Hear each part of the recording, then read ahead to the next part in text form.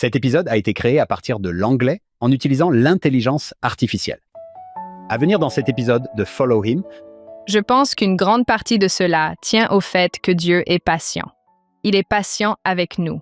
Il sait que nous allons faire des erreurs, et parfois ce sont de grosses erreurs. Parfois ce sont de petites erreurs, mais il va continuer d'essayer. C'est ce que nous voyons avec Moïse. Chaque fois que Moïse rechigne, Dieu dit « D'accord, continuons d'essayer. Continuons. Allons-y. » Son timing est très différent du nôtre. Nous voulons tout de suite. Nous voulons des réponses, des bénédictions, et tout cela immédiatement. Je pense qu'il a une meilleure conception du temps et de la façon dont il fonctionne. bienvenue dans un nouvel épisode de Follow Him. Je m'appelle Hank Smith, je suis votre animateur. Je suis ici avec mon éloquent co-animateur, John, by the way, qui n'est pas du genre à mâcher ses mots et qui a la langue bien pendue. John, c'est de toi qu'il s'agit. Tu es éloquent. Je suis tellement éclié ce que tu viens de dire, ouais. John, Moïse dit au Seigneur, « Je ne suis pas éloquent, je suis de parole lente. J'ai la langue lourde. » Le Seigneur lui répond, « Qui a fait la bouche de l'homme, qui rend muet ou sourd ou voyant ou aveugle? N'est-ce pas moi? » J'adore ça. John, c'est un privilège, un honneur et une grande joie pour nous d'accueillir à nouveau le docteur Crystal Pierce. Elle a déjà été parmi nous. Crystal, bienvenue à nouveau sur Follow Him. Merci. Je suis ravie d'être de retour. Je suis ravie de parler de l'Ancien Testament. La dernière fois, vous étiez avec votre formidable mari, le docteur George Pierce, pour parler du livre d'Éther. Vous nous avez manqué. John, nous venons de parcourir l'histoire de Joseph d'Égypte, pardonnant à ses frères. Nous avons passé un moment incroyable à parcourir cette histoire. Entre les pages 78 et 79, il y a un énorme écart temporel. Nous commençons un tout nouveau livre. Quand on pense à l'Exode, je sais que vous pensez à Charlton Heston. Ai-je raison? Au fil des ans, beaucoup de gens m'ont comparé à Chuck Heston. Oui. Un ami très proche, j'ai grandi en regardant les 10 commandements qui passaient à la télévision vers Pâques. Aujourd'hui, tout est disponible à la demande. Mais à mon époque, il fallait simplement attendre et espérer que certaines émissions soient diffusées. Je pense à Néphi, parce qu'il semble que chaque fois que Néphi a besoin de force, c'est l'histoire à laquelle il fait appel. Chaque fois que ses frères lui disent « Tu ne peux pas faire ça », il répond « Eh bien Dieu a commandé à Moïse, donc je peux faire. Remplissez les blancs. Je peux construire un bateau. Oui. Je peux récupérer les plaques. » C'est une formidable histoire de délivrance, et c'est amusant de voir plus tard dans le livre de Mormon qu'ils ont leur propre histoire de délivrance sur laquelle ils peuvent se pencher, mais pendant longtemps, c'est « Et si Moïse peut le faire, peut-être que nous le pouvons aussi. » Même Ésaïe dit « Le rassemblement d'Israël sera comme la séparation de la mer Rouge. Dieu prépare un chemin pour le retour d'Israël. » Crystal, alors que vous vous êtes préparé pour aujourd'hui, que souhaitez-vous faire? Qu'espérez-vous que nos auditeurs retiennent? Comme je l'ai dit, je suis très enthousiaste à l'idée d'aborder ce sujet. Pas seulement parce que l'Égypte apparaît assez souvent dans ces chapitres, il y a ici des thèmes majeurs. Ces 6 premiers chapitres ont vraiment pour but de répondre à certaines questions que nous pourrions nous poser dans notre propre vie et dans celle de Moïse. J'ai retenu 4 thèmes principaux. Le premier concerne la révélation de Jéhovah. Qui est Jéhovah? Quel est son nom? Que signifie-t-il? Que fait-il? Quels sont ses pouvoirs? Se soucie-t-il des gens? Se souvient-il de ses alliances? C'est parfait pour nous, car Jéhovah est Jésus-Christ avant sa naissance. C'est en étudiant Jéhovah ici que nous apprenons à connaître Jésus. Le deuxième thème concerne les alliances. Le mot « alliance » ou « conclure une alliance » apparaît 27 fois dans le livre de l'Exode. L'accent est mis sur le retour à l'alliance abrahamique. Les gens se posent beaucoup de questions dans ces chapitres. Dieu se souvient-il de ses alliances? Ils attendent ses bénédictions et se demandent pourquoi elles ne viennent pas. Cela peut nous en apprendre beaucoup sur nos propres alliances, car nous sommes toujours sous l'alliance abrahamique. Et puis le troisième thème est la délivrance. C'est-à-dire, si je traverse une période difficile, si j'ai l'impression d'être en servitude ou opprimé, Dieu me remarque-t-il? Sait-il qui je suis? M'écoute-t-il? Se fait-il du souci pour moi? Et puis le quatrième, je trouve qu'il est vraiment formidable. Il concerne l'identité. On le voit tellement à travers ces 6 premiers chapitres. Moïse se dit « Qui suis-je » Il est né parmi les enfants d'Israël, mais il grandit en Égypte et finit par se retrouver chez les Madianites. Tout au long de cette histoire, il se demande « Qui suis-je » Qu'est-ce qui est important? Quel est mon rôle? Nous voyons bien sûr en lui, type et ombre de Jésus-Christ, un enseignement sur Jésus plus tard, ainsi que dans toutes les femmes qui apparaissent dans ces chapitres. Nous avons 6 femmes qui sont clairement destinées à nous enseigner le ministère et le sacrifice ultérieur de Jésus-Christ également. Leurs identités et nos propres identités divines, toutes ces choses, je pense, ressortent. C'est pour cela que nous apprécions tant la présence de Crystal Pierce. C'est une enseignante prolifique des Écritures. John, en dehors de cela, qui est-elle? Que savons-nous d'elle? Crystal est née à Logan, dans l'Utah, et j'adore cette liste. Elle a grandi à Taylorsville et a vécu en Californie, dans l'Idaho. Et maintenant, accrochez-vous bien, en Égypte et en Israël. Elle a obtenu un doctorat en archéologie égyptienne et en langue et culture du Proche-Orient à l'UCLA. Elle est titulaire d'une maîtrise et d'une licence en études du Proche-Orient de l'UC Berkeley. Elle a donné des cours d'égyptologie et d'études du Proche-Orient ancien au Centre d'études du Proche-Orient de l'Université Brigham Young à Jérusalem, à l'UCLA et à l'UC Berkeley. Elle a participé à des fouilles archéologiques et à des prospections sur des sites en Égypte et en Israël. Elle a publié en 2021 Approaching Holiness, un ouvrage explorant l'histoire et les enseignements de l'Ancien Testament. Comme tu l'as mentionné, Hank, elle et son mari, le professeur George Pierce, qui sont déjà venus ensemble une fois, ont 2 enfants et vivent à Vignard. Vivre à Vignard, ça fait tellement écriture.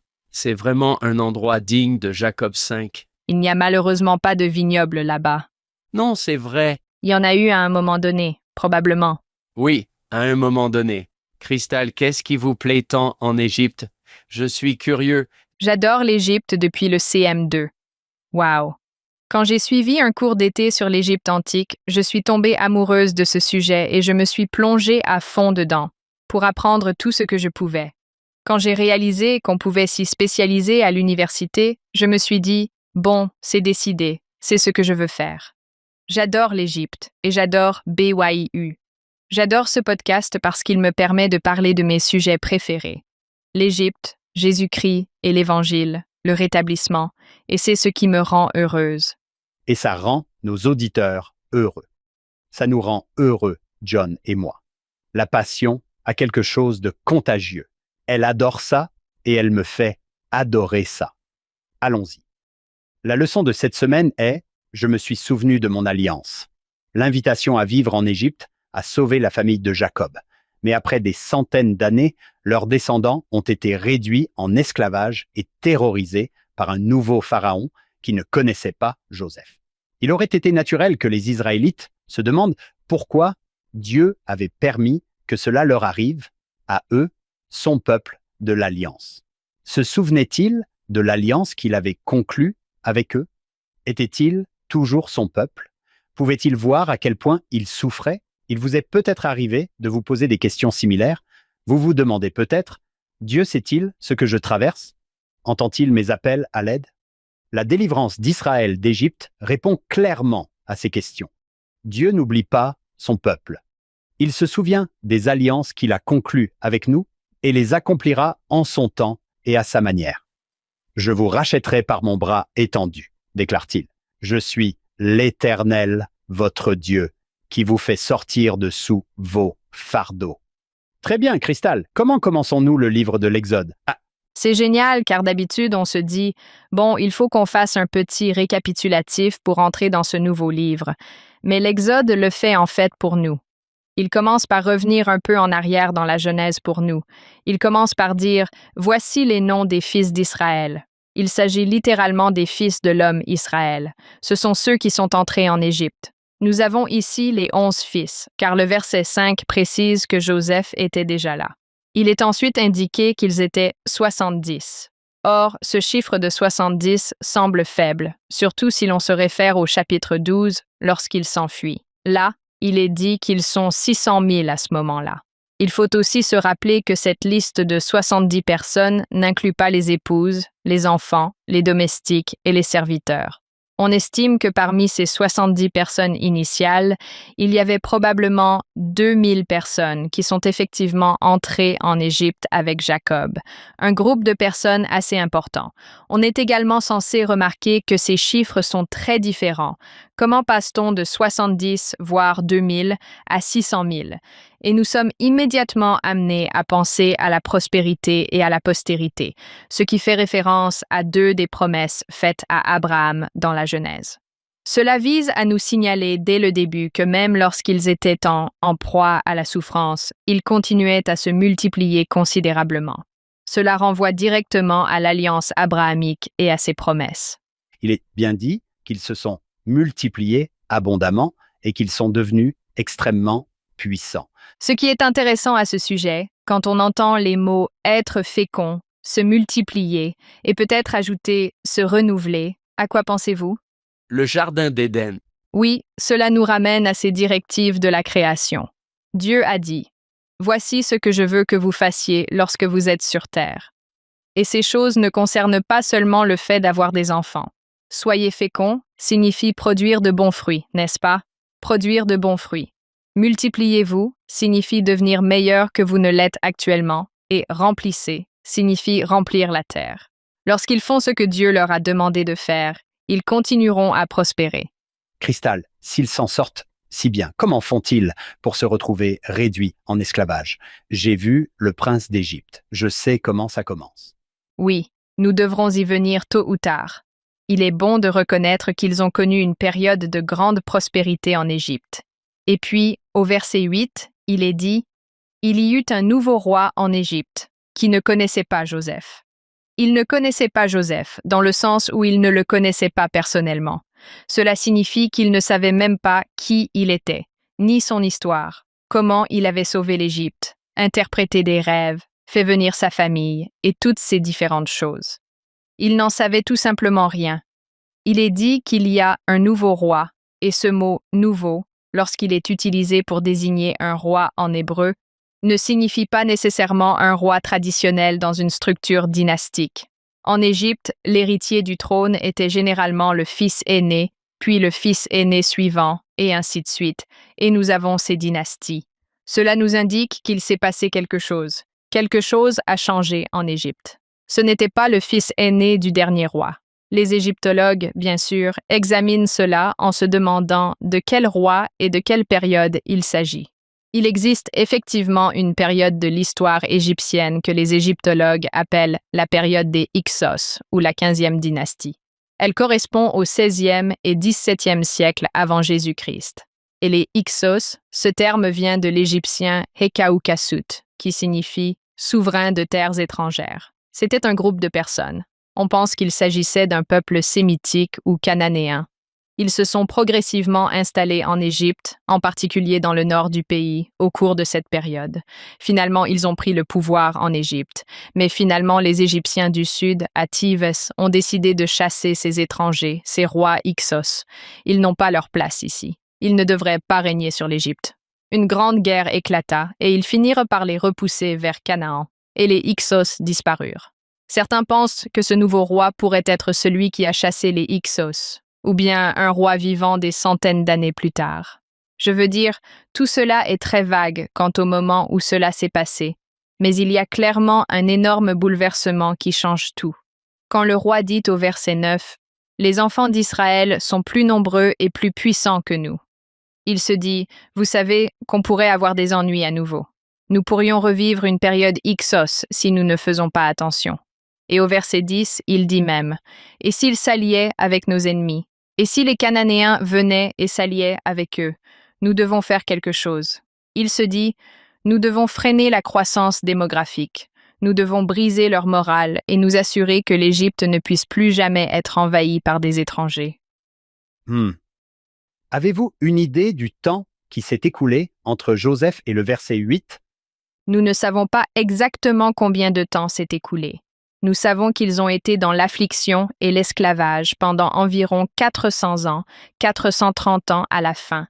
Et cela s'explique en partie par les prophéties données dans la Genèse, et en partie par ce que nous dit Étienne dans Acte 7. Il nous donne également l'âge de Moïse et le moment où les événements se produisent, car, bien sûr, il compare beaucoup de ce que Moïse a vécu avec Jésus-Christ. Moïse est un type et une ombre de Jésus-Christ. Et Étienne fait un excellent travail en comparant ces deux personnages. Cela représente probablement des centaines d'années. Nous obtenons finalement quelques noms de villes ici au verset 11, ce qui est intéressant. Le pharaon essaie de trouver comment freiner la croissance démographique. Comment faire en sorte qu'il ne veuille pas, vous savez, se soulever et se révolter contre nous ou s'allier à nos ennemis. Il décide de les affliger. Il va les faire construire. Au verset 11, il est question de villes-trésors. En hébreu, ce sont des villes-entrepôts, de grandes villes avec de nombreux entrepôts et magasins. Et souvent, ce genre de villes se trouve à la frontière ou dans des zones frontalières, car elles sont destinées à approvisionner les troupes et l'armée, et servent également de plaque tournante pour le commerce. Le texte cite d'ailleurs 2 villes ici, ce qui, pourrait-on penser, aiderait à situer les choses. Oh, je parie que maintenant, nous pouvons savoir exactement où nous sommes, à quelle époque et qui est le pharaon. Mais bien sûr, cela ne fonctionne pas toujours ainsi. Nous savons que ces 2 villes se trouvent dans ces zones frontalières et qu'elles regorgent d'entrepôts et de magasins. Puis nous arrivons à Ramsès. Et bien sûr, tout le monde reconnaît ce mot, Ramsès, car on pense au roi, le roi Ramsès. Le problème, c'est qu'il y a en réalité 11 Ramsès. Il y a 11 rois nommés Ramsès, et ils ont régné pendant des centaines d'années. Et c'est un nom de ville, c'est un toponyme. Il y a aussi, bien sûr, parce que nous connaissons l'Ancien Testament, nous avons nos auteurs originaux, puis nous avons des éditeurs, des rédacteurs, des compilateurs, des traducteurs, et il est possible que ce que Moïse a écrit soit les noms de villes originaux. Un éditeur, rédacteur, compilateur ou traducteur ultérieur s'est dit « Oh, je ne connais pas celui-là, mais je connais Ramsès et c'est tout près », et l'a inséré. Et il est toujours bon d'être prudent avec ce genre de choses.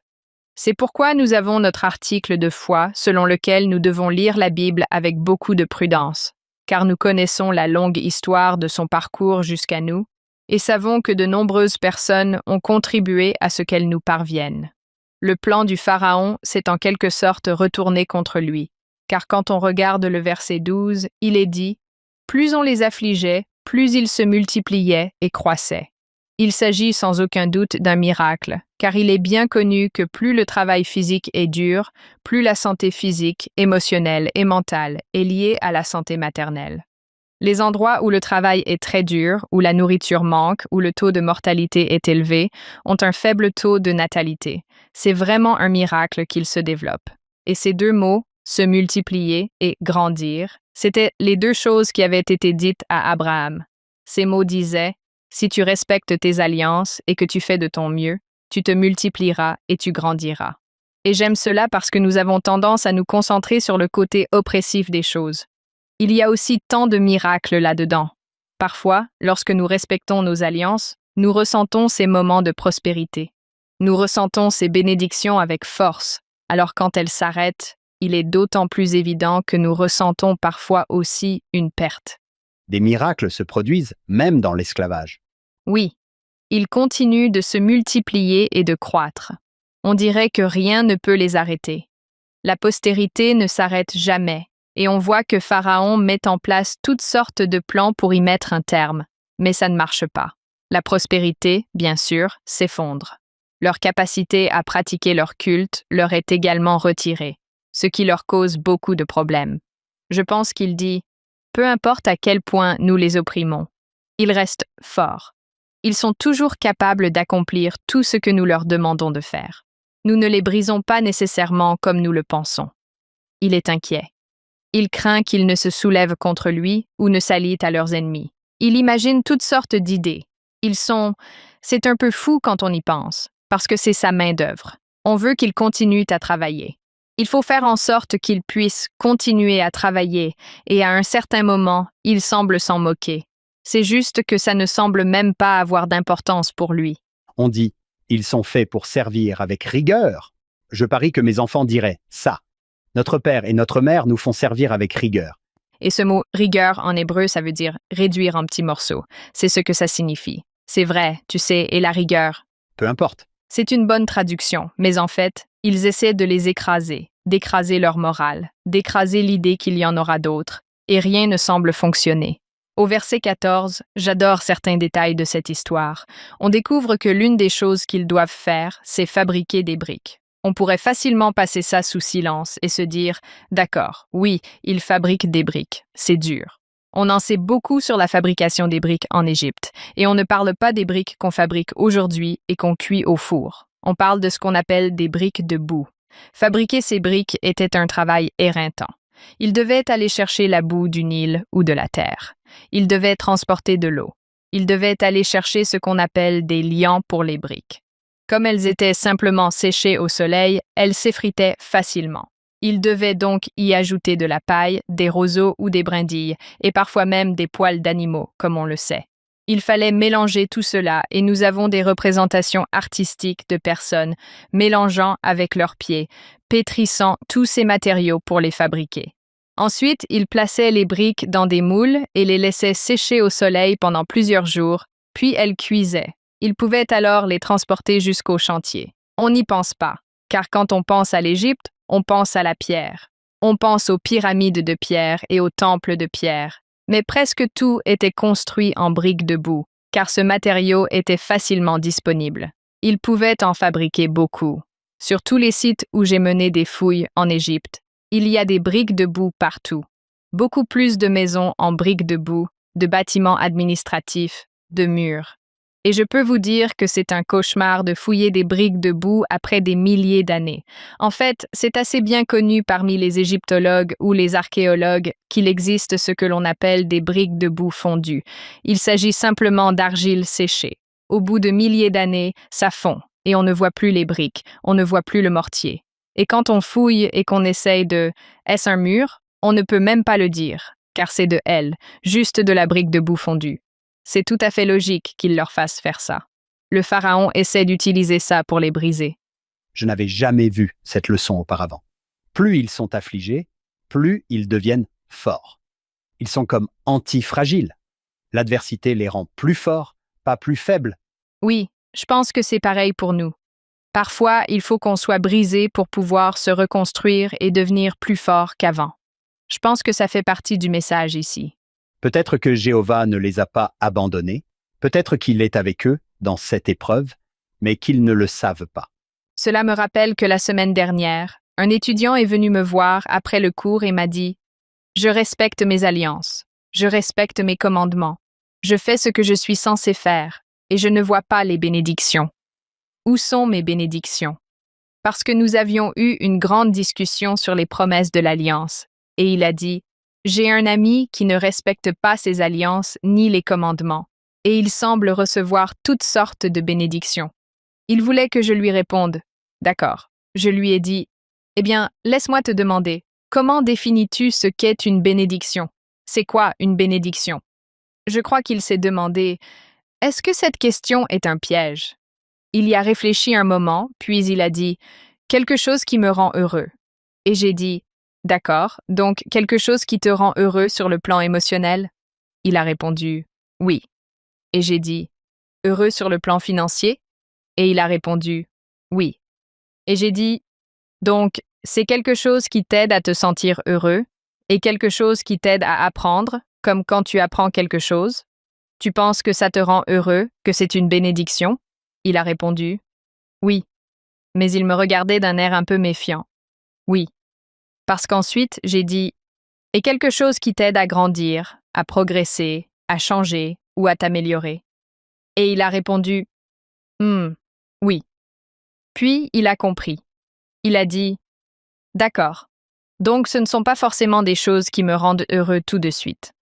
Peut-être que c'est du bonheur pour l'avenir. » Peut-être que ce sont des bénédictions et que je ne les vois même pas maintenant, mais plus tard, je regarderai en arrière et je verrai que c'était des bénédictions.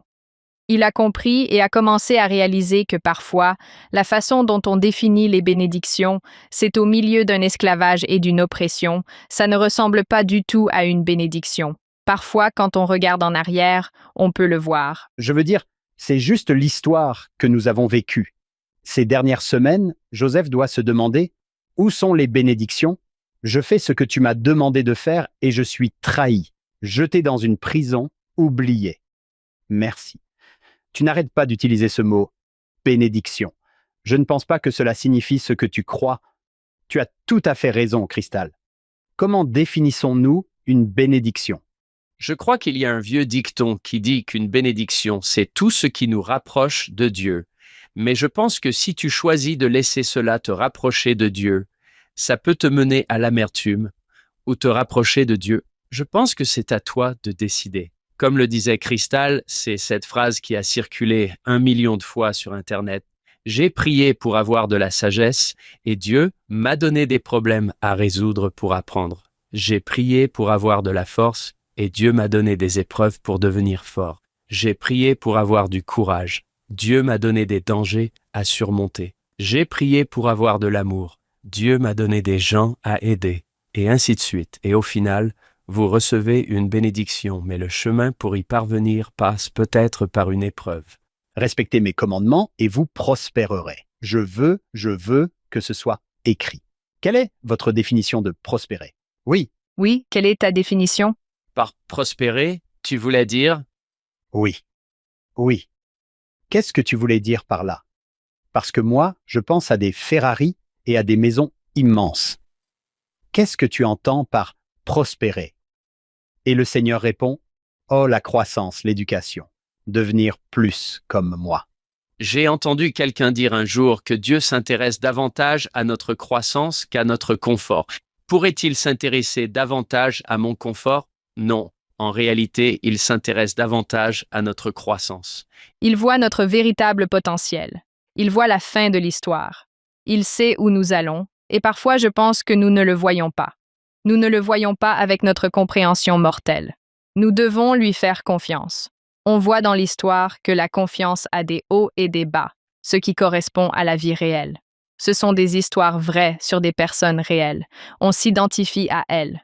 Une chose à propos du Seigneur, c'est qu'il nous appelle à souffrir, mais en tant que véritable leader, il vient et souffre lui aussi. L'un des meilleurs signes d'un bon leadership est que je ne vous demanderai jamais de faire quelque chose que je ne suis pas prêt à faire moi-même. Et le Fils de l'homme est descendu plus bas que tous.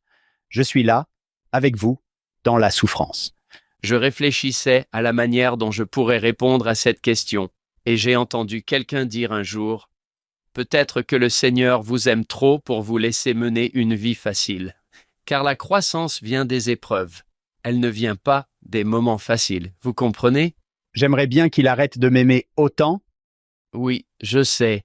Très bien, Cristal. Que faisons-nous ensuite ?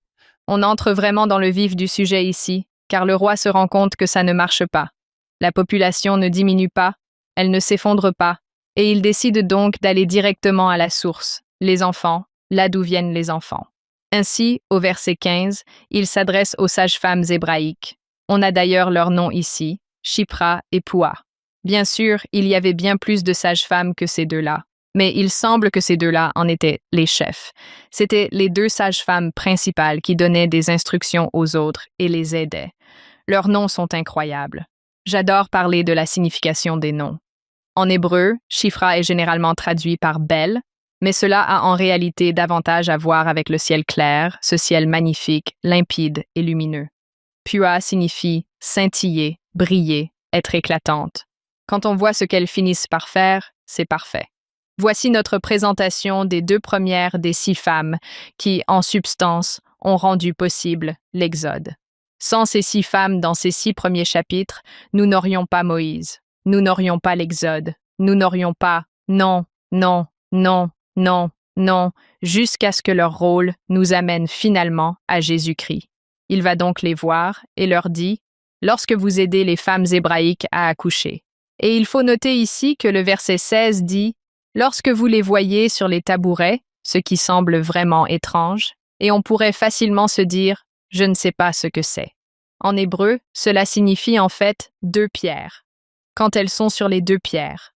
Nous savons que dans l'Égypte antique, l'une des façons dont les femmes accouchaient consistait à utiliser deux pierres ou deux briques. Elles posaient un pied sur chaque brique, s'accroupissaient et accouchaient. Nous avons des représentations artistiques. Nous avons des textes. C'est l'une des façons dont elles accouchaient. Je ne connais pas tous les détails pratiques, ni comment cela fonctionnait. Je veux dire, j'ai accouché, mais pas de cette manière. Je n'ai donc aucune idée de comment cela fonctionnait. C'est une remarque intéressante. On nous raconte des choses sur ces femmes de l'Antiquité, et on apprend ce que nous avons en commun avec elles, ainsi que ce qui était différent, ce qui était plus difficile. Il dit donc, « Quand tu es en les aidant dans cette tâche, si elles ont un fils, il est dit que tu vas le tuer. Tu vas tuer ce bébé. » Et au verset 17, on lit rapidement, « Les sages-femmes craignaient Dieu. » Mais ce mot en hébreu de nos jours, on le traduirait probablement davantage par respect ou honneur plutôt que par peur dans ce sens. Elles respectaient et honoraient Dieu, et elles n'ont pas fait ce que le roi d'Égypte leur avait ordonné, mais elles ont sauvé la vie des enfants. C'est incroyable. Elles sont déjà opprimées, elles sont déjà en difficulté, et elles décident d'aller à l'encontre de ce que le roi leur a ordonné de faire. Elles pourraient perdre leur emploi, elles pourraient perdre la vie, elles pourraient tout perdre. Elles font ce qu'elles savent être juste. Elles savent que ce n'est pas une loi juste, cette loi que ce roi leur a imposée. Comme je l'ai mentionné auparavant, toutes ces femmes, nous y voyons des types et des ombres de Jésus-Christ. Elles sauvent littéralement ces bébés, et Jésus, bien sûr, est le Sauveur. J'adore le fait qu'elles soient nommées et que le Pharaon ne le soit pas. C'est génial. On leur accorde cet honneur d'avoir un nom et de préparer le terrain pour l'Exode. Sans elles, bien sûr, nous n'aurions pas Moïse. Elles sont sans aucun doute les instruments de Dieu, à 100% dans cette histoire. J'adore la réponse des sages-femmes. Elles jettent un peu d'ombre sur les femmes égyptiennes. Les femmes égyptiennes sont faibles et timides et ont besoin de notre aide. Mais les femmes hébraïques, elles ont déjà accouché et ont terminé avant même que nous ayons pu arriver. Elles n'ont pas besoin de nous. Elles sont vivantes. Ces femmes se tiennent debout sur ces deux briques, elles mettent un bébé au monde et elles sont déjà parties avant même que nous ayons pu arriver pour savoir si c'était un garçon ou une fille. Nous voyons ce qui en résulte. J'adore le fait que nous apprenions ce qui leur arrive. C'est toujours très simple. Dieu a bien traité les sages-femmes. C'est très simple, mais cela recèle beaucoup de sens. Il leur a donné des maisons, et ce mot « maison » ici désigne plutôt une lignée familiale. Parce qu'elles ont sauvé la maison d'Israël, elles reçoivent leur maison. Elles ont la maison de Poix, la maison de Shifra, des tonnes de descendants. Elles sauvent des enfants, elles ont des tonnes de descendants et d'enfants grâce à cela. On voit ces petites étincelles de prospérité en cette période d'oppression, quand les gens prennent les bonnes décisions et qu'ils sont bénis pour cela, même s'ils sont entourés de toutes ces épreuves et d'autres choses horribles qui se produisent. Cristal, je pense que ces histoires-là, nous cherchons souvent dans les écritures des héroïnes, mais peut-être devrions-nous nous arrêter à Exode 1 et parler de ces deux femmes qui ont risqué leur vie pour accomplir la volonté de Dieu. C'est incroyable, car non seulement elles ont sauvé ces enfants, et on se dit « Oh, c'est un symbole du Christ, n'est-ce pas? Sauver les enfants de notre Père céleste. » Mais elles se sont aussi opposées au Pharaon. Pensez à Jésus, à sa vie mortelle et à son ministère. Il a dit à maintes reprises qu'il y avait des problèmes avec nos dirigeants. Il y a des problèmes liés à une mauvaise interprétation de la loi. Il n'avait pas peur de le dire, et cela a fini par mener au procès et à la crucifixion. Défendre ce que nous savons être juste, même quand on nous dit le contraire. Cela demande beaucoup de courage. Juste une petite remarque, les amis.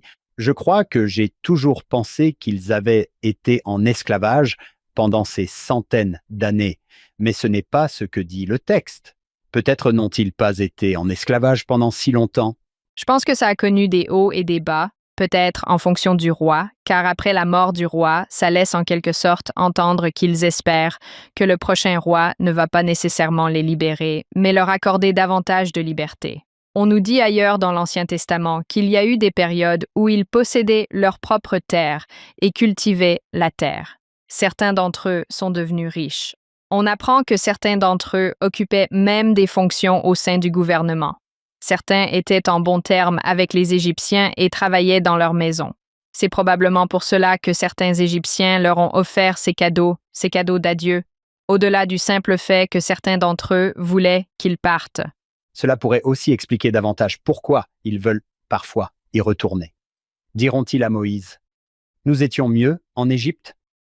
Ils se souviennent de la bonne nourriture d'Égypte et du fait qu'ils avaient une maison, de l'eau et des terres à certaines périodes de leur histoire. Cela nous amène à la fin du chapitre 1. Dans notre dernier verset, le Pharaon a constaté que toutes ces différentes idées n'ont pas réussi à freiner la croissance démographique. Il a alors eu cette idée. Peu importe qui vous êtes, peu importe ce qui se passe, si vous voyez naître un enfant hébreu de sexe masculin, vous le jetterez dans le fleuve. Tel est son plan. Comme je l'ai dit auparavant, c'est un peu... Il ne réfléchit pas clairement, car il détruit sa main-d'œuvre. Il ne réfléchit pas clairement à la question. C'est aussi en partie ça, je veux dire. Dès qu'on pense qu'un souverain promulgue un décret pour tuer les enfants de sexe masculin, on pense immédiatement « Ah, ça y est, on relie Moïse et Jésus-Christ. » En fait, ils vont en Égypte, puis ils sortent d'Égypte. Il y a tellement de parallèles entre Moïse et le Sauveur. Et Matthieu, qui s'adresse aux Juifs, va vraiment mettre l'accent sur ce récit, le second Moïse. Et Stephen aussi. Malheureusement, ils n'ont pas apprécié ce que Stephen avait à dire. Ils n'ont pas aimé qu'il compare Moïse et Jésus. Quand on regarde le film Les 10 commandements, au début, il est dit qu'il s'appuie sur l'Ancien Testament et les œuvres de Joseph, toutes ces sources. Si je me souviens bien, les prêtres du Pharaon disent qu'il y a des rumeurs concernant un libérateur parmi les Hébreux. Et puis l'un des prêtres dit « Une étoile annonce sa naissance ». Cela ne figure pas dans l'Ancien Testament, mais on trouve chez Joseph que, lorsque Moïse est né, une nouvelle étoile est apparue, ce qui constitue un autre parallèle assez intéressant avec le Sauveur. Oui, certains de ces auteurs grecs racontent que le Pharaon a fait un rêve, qu'il a en fait rêvé de ce qui allait arriver à cet enfant, et que c'est pour cette raison qu'il a promulgué ce décret, visant spécifiquement les enfants de sexe masculin d'un certain âge. J'adore la façon dont les historiens peuvent enrichir encore davantage les informations dont nous disposons. Très bien, continuons. Cristal, chapitre 2. Très bien. Le chapitre 2 est passionnant, car on y fait la connaissance des parents de Moïse. Au verset 1, il est dit « Il y avait un homme de la maison de Lévi qui prit pour femme une fille de Lévi. » Bien sûr, il ne s'agit pas d'une fille au sens littéral, mais d'une descendante. Pourquoi est-ce important qu'ils soient des descendants de Lévi, qu'ils appartiennent à la tribu de Lévi? Cette tribu joue un rôle très important dans la future loi de Moïse en tant que tribu sacerdotale chargée des sacrifices.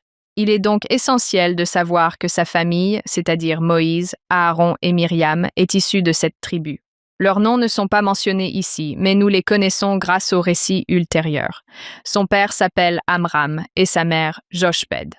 Au verset 2, il est dit « Jochebed conçut et enfanta un fils ». Il s'agit de Moïse. Myriam et Aaron sont déjà nés. Étienne nous dit qu'Aaron et Moïse ont 3 ans d'écart. Aaron a 3 ans de plus que Moïse. C'est intéressant ici, car il est dit au verset 2 « Quand elle vit qu'il était un bel enfant, elle le cacha pendant 3 mois. » Ce bel enfant, qu'est-ce que c'est? En hébreu, c'est tov. Cela signifie bon. Laissez-moi le dire ainsi. Il est né. Quand elle l'a regardé, quand elle l'a vu, elle a vu qu'il était bon. C'était bon. C'est la création. Ce sont les mêmes mots que ceux utilisés dans la création. Dieu créa la lumière, et il la vit, et il vit qu'elle était bonne. Et j'adore cette idée que vous faites le lien avec l'Éden, Ève, la création, et toutes ces différentes choses. C'est le même genre d'idée que nous avons ici, que Jochebed savait qu'il était destiné à la grandeur. Certains traduisent cela par « il était beau ». C'était un beau bébé, alors elle a décidé de le sauver. Il y a tellement plus à dire si l'on parle de Dieu créant les choses, voyant qu'elles sont bonnes. Elles sont parfaites. Elle le cache. Tout comme Pua et Shifra, elle dit « Je vais aller à l'encontre du décret de ce roi ». Elle le cache pendant plusieurs mois jusqu'à ce qu'il soit trop grand. Il est probablement grand et bruyant à ce stade. Il est difficile de le cacher plus longtemps. Je n'arrive même pas à imaginer prendre cette décision de le mettre dans une corbeille de joncs. Les joncs ici, c'est une référence aux roseaux qui poussent dans l'eau. Beaucoup de gens pensent qu'il s'agit en fait de papyrus. Elle l'enduit de boue et de pois. C'est du bitume qui le rend imperméable. Elle le met dedans et le pose dans les roseaux. Parfois, il faut traduire l'anglais d'autrefois en anglais d'aujourd'hui. Les roseaux, ce sont les joncs. Ce n'est pas comme dans Le Prince d'Égypte, où il passe entre les bateaux et où les crocodiles essaient de le manger. Donc ce ne sont pas des images réelles. D'accord, c'est bon à savoir. Oui, je pense qu'elle savait que si elle le gardait près de la rive, il avait plus de chances d'être trouvé par quelqu'un qui pourrait l'aider. Et certaines personnes pensent même que Jochebed travaillait au palais ou dans les environs, donc elle connaissait bien cette région et savait qui serait susceptible de le trouver.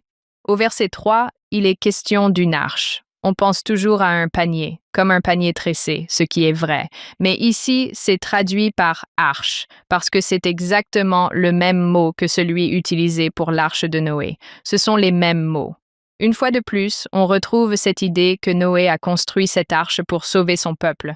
Jochebed a construit cette arche pour sauver son peuple. Nous retrouvons toutes ces histoires parallèles. Nous avons eu Pua, Shifra, et maintenant nous en sommes à Jochebed. Nous en sommes ici à la troisième femme qui, en substance, sauve Israël. Elle joue un rôle tellement énorme. Est-ce le mot Teva? Oui, nous avons une petite arche et une arche géante, toutes deux utilisées pour sauver des gens. Cristal, diriez-vous qu'il s'agit là d'une référence claire à Noé? L'auteur fait cela exprès, n'est-ce pas? Oui, c'est délibéré. Ils essaient de faire le lien avec cette idée de quelqu'un qui construit cette arche avec l'aide de Dieu pour sauver tout un peuple. Quant à Jochebed, il lui a fallu une foi immense pour laisser flotter Moïse sur le fleuve et espérer que cela le sauverait. C'est une grande force. Qui sait, Pua et Shifra l'ont peut-être même aidé à accoucher d'été, ont sauvé l'enfant à ce moment-là aussi. On voit toutes ces femmes travailler ensemble, en réalité. Oui, elle a respecté le commandement. Le pharaon avait dit « Si c'est un garçon, jetez-le dans le fleuve ». Elle s'est dit « Dans le fleuve. Oui. Je l'ai fait. Je l'ai mis. Je ne l'ai pas vraiment moulé. Je l'ai moulé dans une arche, puis je l'ai mis dedans. Mais je l'ai bien mis dans la rivière. Elle ne ment pas. Elle espère qu'il sera retrouvé par quelqu'un qui ne suivra pas cet ordre. » Oui, et pensez à cette prévoyance. Si elle travaillait pour le palais ou savait que l'endroit où elle l'avait mis dans le fleuve était près du palais. Réfléchissez-y. Si un Égyptien le trouve, que se passe-t-il? Que va faire cet Égyptien? Elle devait avoir beaucoup de foi et je pense qu'elle avait tout prévu. Je ne pense pas qu'elle l'ait simplement mis dans le fleuve. Car on voit bien la sœur, juste au verset 4, où il est dit « Sa sœur se tenait à distance et observait ». Voilà donc notre première rencontre avec Myriam. Le mot utilisé pour la décrire plus tard indique qu'elle avait probablement environ 14 ou 15 ans à cette époque, soit 14 ou 15 ans de plus que Moïse. Il est dit ici qu'elle se tenait à distance, mais en hébreu, il est dit qu'elle a pris position. Elle s'est campée là. Elle allait s'assurer que ce panier arrive au bon endroit, à la bonne personne, au bon moment. Elle guidait ce panier, c'est certain. Et voilà donc notre quatrième femme, toutes travaillant ensemble pour sauver Moïse et sauver leur peuple. Elle était dans le déni, mais d'une manière différente. Et c'est un bon point. Quand on parle d'eau ou de rivière, c'est le Nil. C'est exactement ce dont il parle. Merci, John. Elle sait que c'est l'un des enfants hébreux dès qu'elle le voit. Oui. La fille du Pharaon, on dit qu'elle se trouve près du fleuve, c'est ce qu'on dit, et elle est avec ses servantes, et elle voit le panier, et elle envoie l'une d'elles le chercher. Quand elle l'a ouvert, on dit qu'elle a vu l'enfant, et que le bébé a pleuré. Et puis on dit qu'elle a eu de la compassion, et qu'elle savait que c'était l'un de leurs enfants. Elle devait le savoir, et il y a beaucoup de théories à ce sujet. Qui mettrait son bébé dans une arche dérivant sur le fleuve? Elle savait qu'il s'agissait d'une mère essayant de sauver son enfant. Je pense qu'elle le savait. Elle a eu de la compassion non seulement pour l'enfant, mais probablement aussi pour la mère. Ce que j'aime aussi dans ce passage, c'est qu'il est dit qu'elle l'a ouverte. Elle a vu l'enfant, le bébé, qui pleurait, et elle a eu de la compassion. Ces mots exacts sont à nouveau utilisés dans ces chapitres. Dieu entendit les cris des enfants d'Israël, et il eut de la compassion. Il entendit leurs cris, et il eut de la compassion.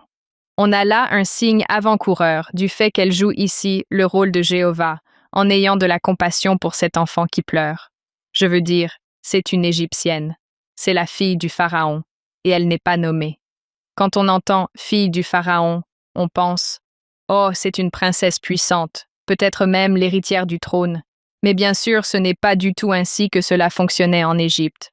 Même si l'on prend l'exemple de Ramsès II, par exemple, il avait 100 enfants. Il avait 8 épouses, 100 enfants. On connaît en fait les noms de 40 de ses filles. Elle va à l'encontre de son père, en somme. Encore une à ajouter à la liste de ceux qui décident que cet enfant ne doit pas mourir. J'ai de la compassion. Ce mot, compassion, est utilisé pour décrire Jéhovah encore et encore. Cette compassion est une caractéristique fondamentale de Jéhovah, même si parfois nous avons tendance à ne pas le penser. Parfois, nous oublions tout ce côté miséricordieux et compatissant de Jéhovah. Surtout dans l'Ancien Testament, pensons-nous. Oui, c'est ce que je veux dire. Il est en colère, alors que Jésus, dans le Nouveau Testament, est gentil. Ces deux images s'opposent, mais Oui, c'est le même type dans les deux livres. il incarne l'équilibre parfait entre justice et miséricorde. Et puis la sœur de Moïse intervient. Elle est un peu sournoise. Eh bien, tu sais ce dont tu as besoin. Tu as besoin de quelqu'un pour s'occuper du bébé. Oui, Myriam a du cran et on le voit tout au long de son histoire. On l'appellera plus tard une prophétesse. Elle fait ce qu'il faut faire et elle n'est pas parfaite. Elle fait des erreurs. Elle se dit « Je vais simplement aller voir cette princesse égyptienne, l'aborder et lui dire « Oh, salut, tu as trouvé un bébé et tu as besoin de quelqu'un pour l'allaiter. Je connais quelqu'un qui pourrait être la nourrice de l'enfant. » Et c'était assez courant. Les femmes, si elles étaient riches ou de la royauté, engageaient quelqu'un pour allaiter leur enfant. Elles n'allaitaient pas leur propre enfant. C'est vraiment courant, et elle dit « Et je te paierai. » Bien sûr, c'est Jochebed. C'est comme un vrai contrat. Tu vas prendre cet enfant, tu vas l'allaiter, et puis une fois qu'il sera sevré, à l'époque, on allaitait beaucoup plus longtemps qu'aujourd'hui, peut-être même jusqu'à 5 ans, il sera resté avec Jochebed avant qu'elle ne le ramène. Et je ne peux pas imaginer ce qu'elle a ressenti en le ramenant après 5 ans. Elle aurait pu dire « Oh, l'enfant s'est perdu ou est mort » ou quelque chose comme ça. Je pense que Jochebed savait que s'il menait une vie au palais, elle ne pourrait jamais lui offrir ce qu'elle avait à lui donner. Cela remonte au décret du Pharaon. C'est ce qui a conduit, et les choix de toutes ces femmes ont conduit Moïse à entrer au palais, ce qui a tout changé. Nous avons donc toutes ces femmes, Shifra, Pua, Jochebed, Myriam, la fille du Pharaon, qui ont toutes joué un rôle énorme dans le sauvetage des enfants d'Israël. C'est fantastique. Il y a une chose sur laquelle j'ai conseillé les enseignants, Cristal, et peut-être que tu peux en parler. Parfois, nous enseignons les Écritures et les hommes, comme les femmes, peuvent apprendre des hommes. Puis, nous arrivons aux femmes et nous pensons en quelque sorte. Bon, les femmes peuvent apprendre de ces femmes. Alors que non, les femmes et les hommes peuvent également apprendre de ces femmes. Oui, il est clair que toutes ces femmes sont là pour nous enseigner qui est Jésus-Christ. Elles sont des symboles de Jésus-Christ, des symboles de l'amour de Dieu pour son peuple et de son désir de le sauver. Et si nous essayons tous, que nous soyons hommes ou femmes, d'apprendre à lui ressembler, alors nous devrions apprendre de tout le monde. Et j'aime beaucoup le fait que le Sauveur lui-même se compare à une mère poule. Il dit même « J'ai ces qualités d'une mère ». Je peux dire à ma famille, mes fils, comment pouvons-nous ressembler davantage à ces femmes? Bon, j'arrête mon discours. Que veux-tu faire ensuite, Cristal? Elle ramène Moïse. Il y a quelques mots intéressants ici, au verset 10. Il est dit « Il devint son fils ». Cela signifie que la fille du Pharaon l'a adopté. Il est son fils égyptien. Il est élevé au palais. Il est dit qu'elle l'a appelé Moïse. Et ce nom, Moïse, est intéressant car il a une signification à la fois en égyptien et en hébreu. C'est là que nous découvrons en quelque sorte les multiples identités de Moïse tout au long de sa vie, avec lesquelles il est en conflit. En égyptien, le mot Moïse vient de Mes ou Mes, qui signifie donner naissance. On le retrouve par exemple dans le nom Ramsès, qui est Ramesses, Ram, ce qui signifie né du dieu Ra, ou Thutmos, qui est Jéhoutimos, ce qui signifie né du dieu Thoth, ou Djihoudi. J'aime bien le fait que Moïse soit simplement né. Oui, cela en dit peut-être un peu plus sur ses origines. Il apparaît en quelque sorte sorti de l'eau, n'est-ce pas, d'une manière miraculeuse. Et puis elle dit « parce que je l'ai tiré de l'eau ». C'est donc en quelque sorte le sens hébreu de ce que signifie « mais », sortir de l'eau. Ce terme est utilisé pour décrire Moïse plus tard, après la traversée de la mer. Il les fait sortir de l'eau. Il les fait traverser l'eau. Il est donc élevé au palais. Cela signifie qu'il reçoit une éducation égyptienne, langue, littérature, art, mathématiques, sciences, voire religion et éthique. Il est élevé à l'égyptienne. Étienne nous dit dans Acte 7, « Moïse fut instruit dans toute la sagesse des Égyptiens. » Tout à coup, quand on arrive au verset 11, il a 40 ans. Il y a donc des informations qui manquent. Étienne nous dit que c'est à 40 ans que tout commence, avec l'Exode et la sortie du peuple d'Égypte. Il est dit que Moïse avait grandi. Il est allé vers ses frères, et c'est un mot intéressant, car s'il a grandi en Égypte, à un moment donné, il se rend compte qu'il n'est pas égyptien. Il fait partie des enfants d'Israël.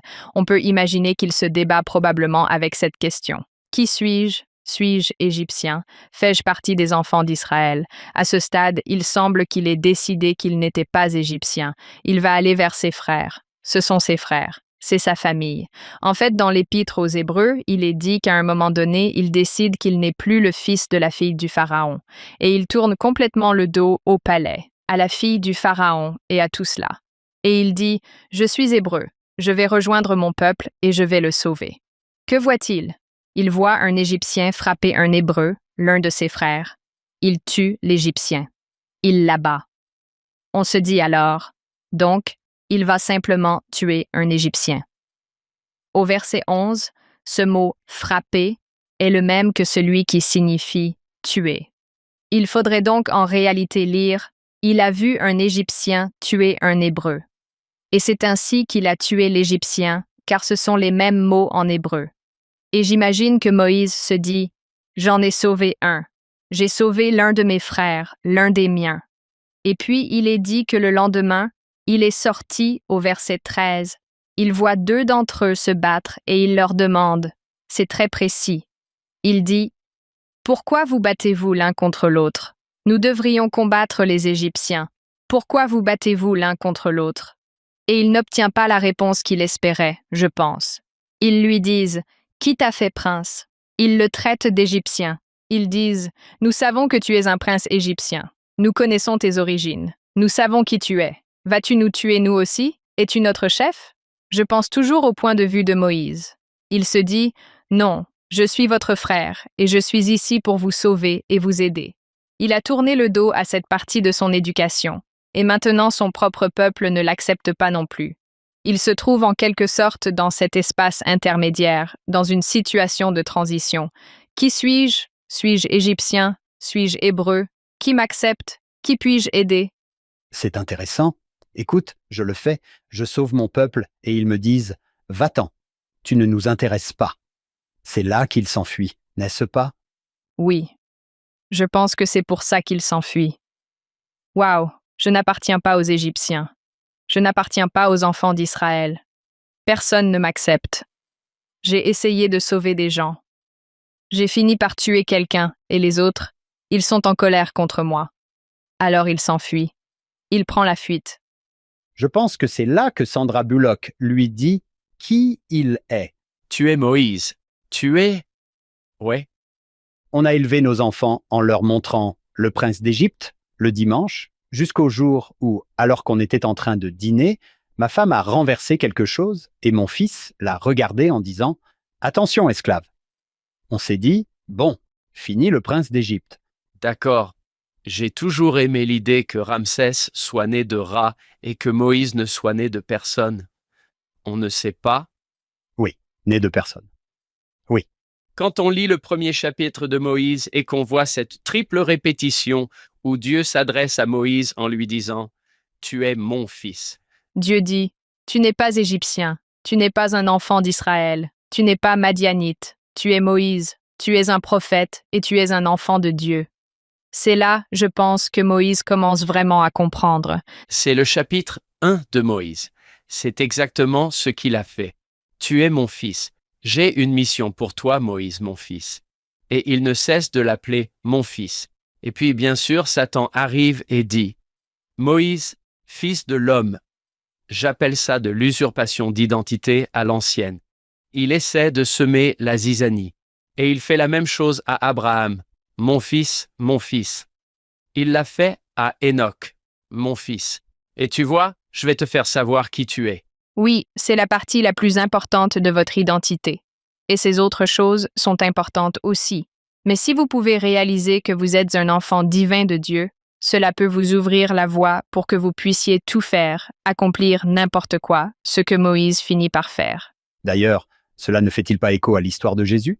Nous passons en quelque sorte de l'enfance à l'âge adulte dans Oui, un verset. on se perd dans le temple et puis tout à coup, c'est fini. Il s'échappe, comme je l'ai dit, après que Sandra Bullock lui a parlé. Où va-t-il ensuite? Au verset 15, il se rend au pays de Madian.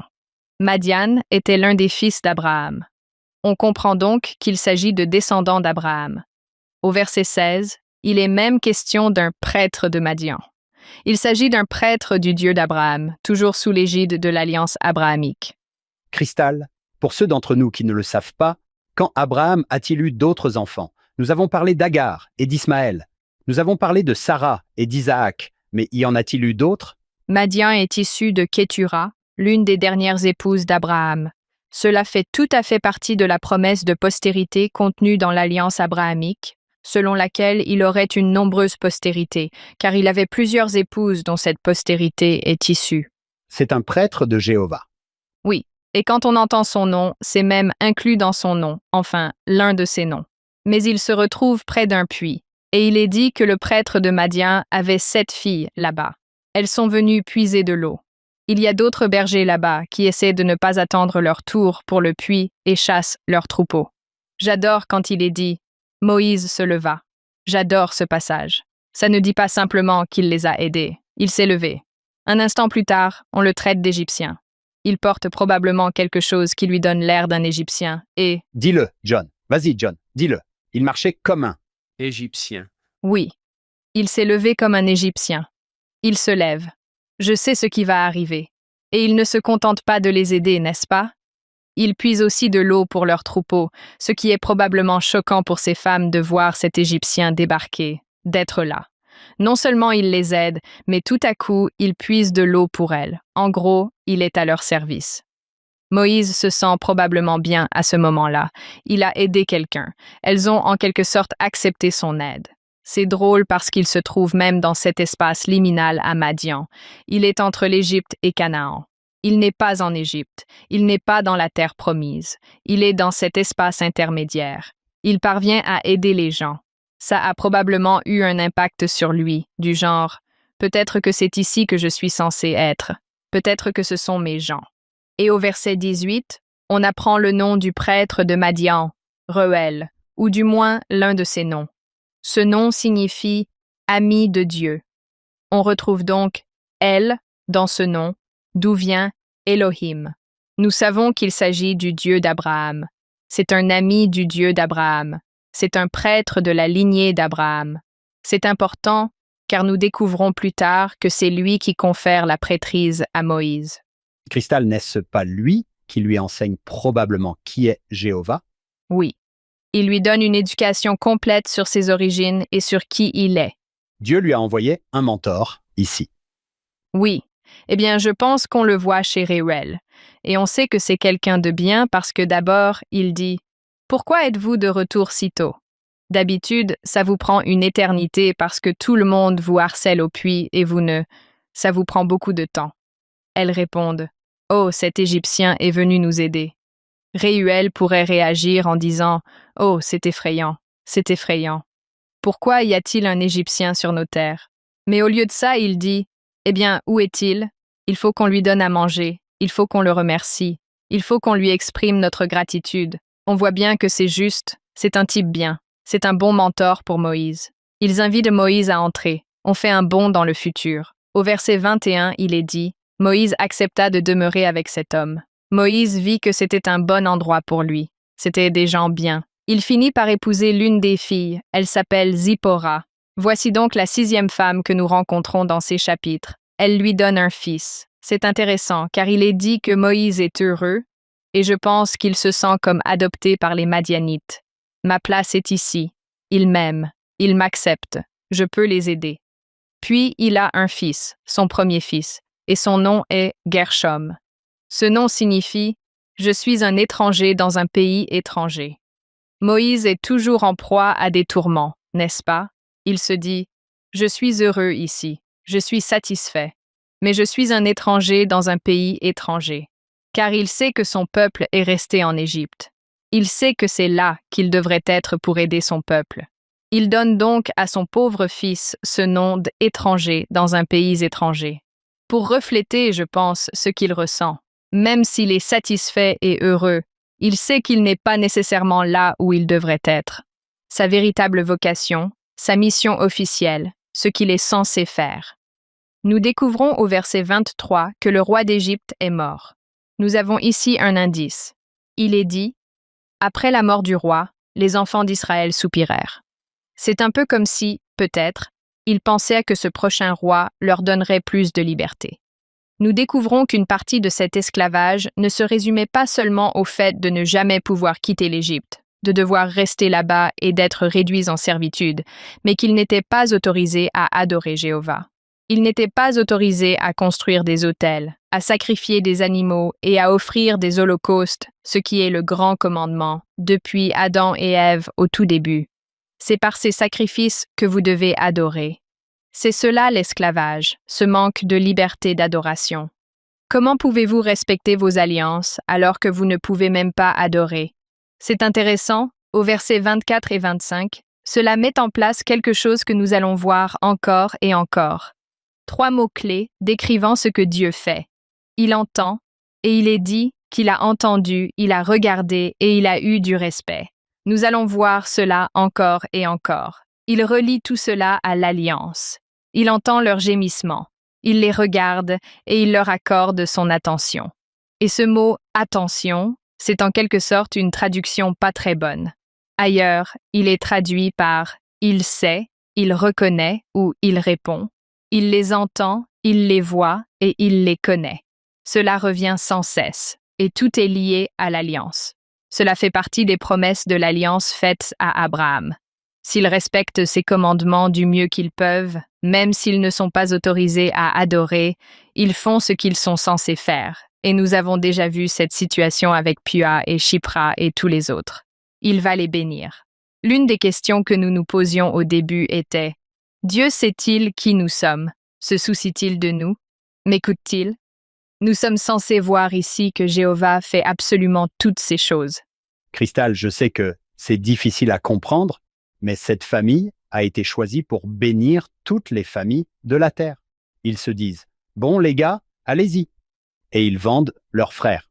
Alors le Seigneur se dit « D'accord, ce n'était pas exactement ce que je voulais. Je vais peut-être vous enseigner à travers cette épreuve, puis je vous ramènerai et nous réessaierons. » Est-ce que ça correspond à l'histoire? Oui, je pense qu'une grande partie de cela tient au fait que Dieu est patient. Il est patient avec nous. Il sait que nous allons faire des erreurs, et parfois ce sont de grosses erreurs. Parfois ce sont de petites erreurs, mais il va continuer d'essayer. C'est ce que nous voyons avec Moïse. Chaque fois que Moïse rechigne, Dieu dit « Bon, continuons d'essayer. Continuons. Allons-y. » Son timing est très différent du nôtre. Nous voulons des choses tout de suite. Nous voulons des réponses et des bénédictions immédiates. Je pense qu'il a une meilleure conception du temps et de la façon dont il fonctionne. Il va faire entrer Moïse. Écoute, on va te ramener en terre promise pour que tu puisses être la famille élue. Pour l'instant, c'est un peu comme une mini-dispersion. Oui. Je pense que c'est une bonne façon de voir les choses. Ils ont vraiment touché le fond à ce stade.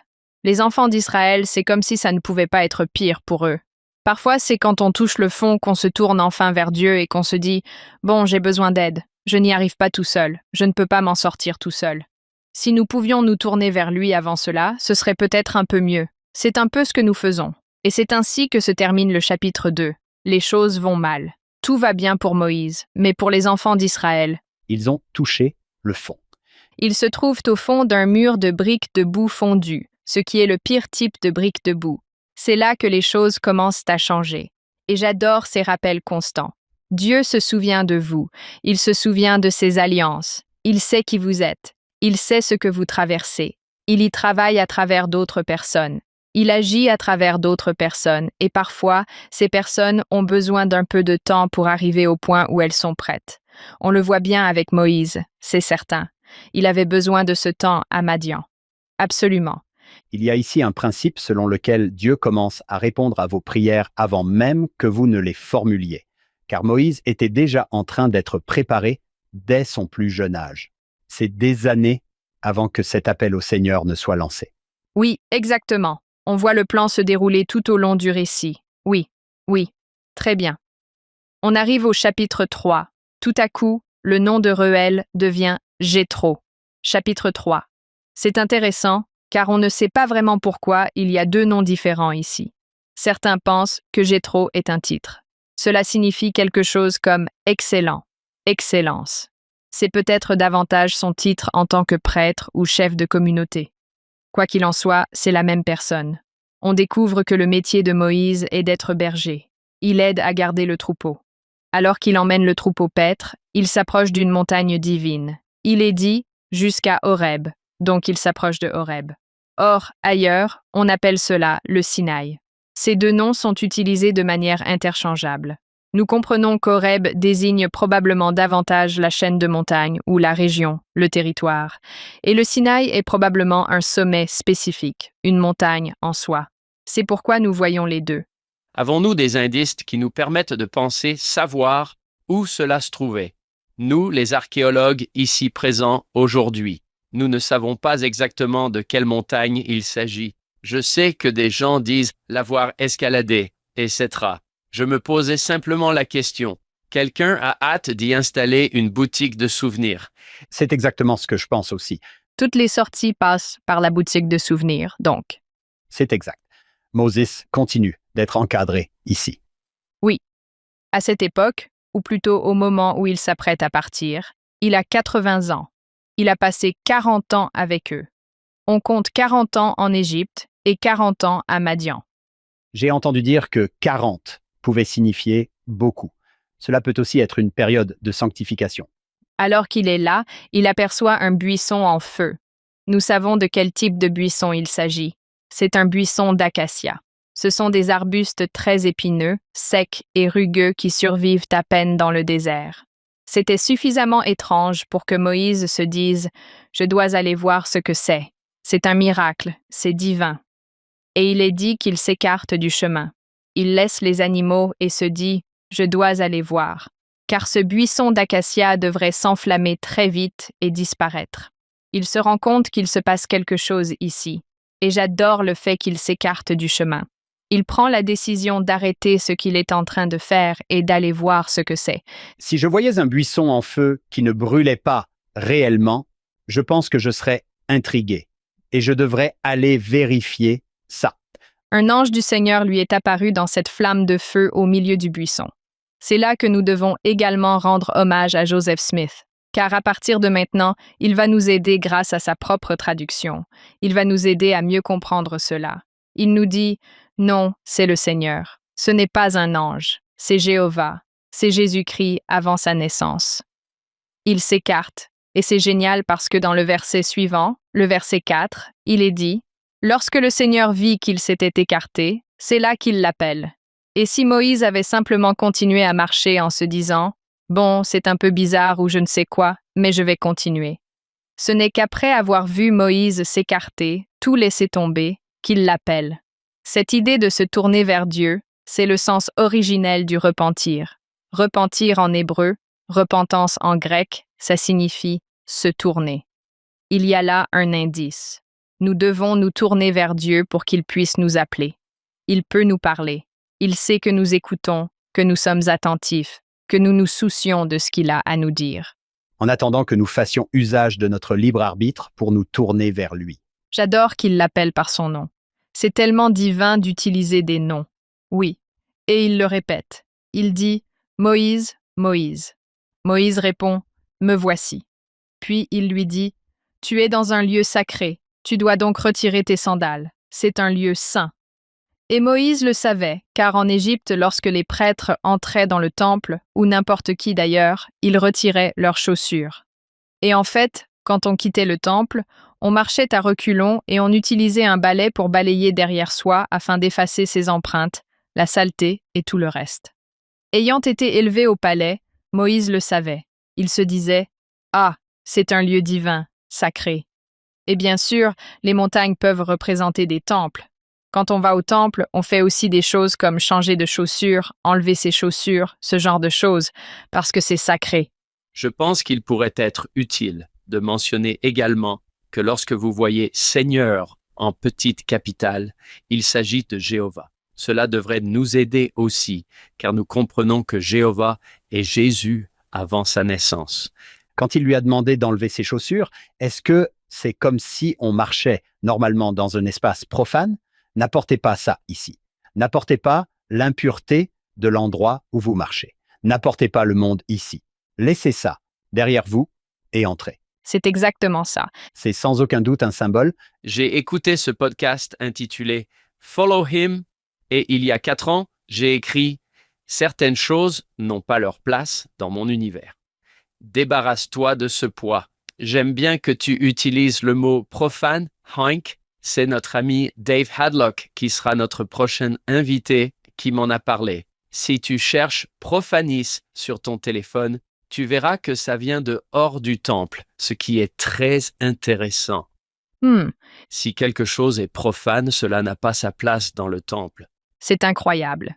Il ne s'agit pas seulement de laisser derrière soi les objets matériels, mais aussi, lorsque nous entrons dans le temple, d'essayer de vider notre esprit, d'essayer de purifier notre cœur, d'essayer de nous sentir purifiés à l'intérieur comme à l'extérieur.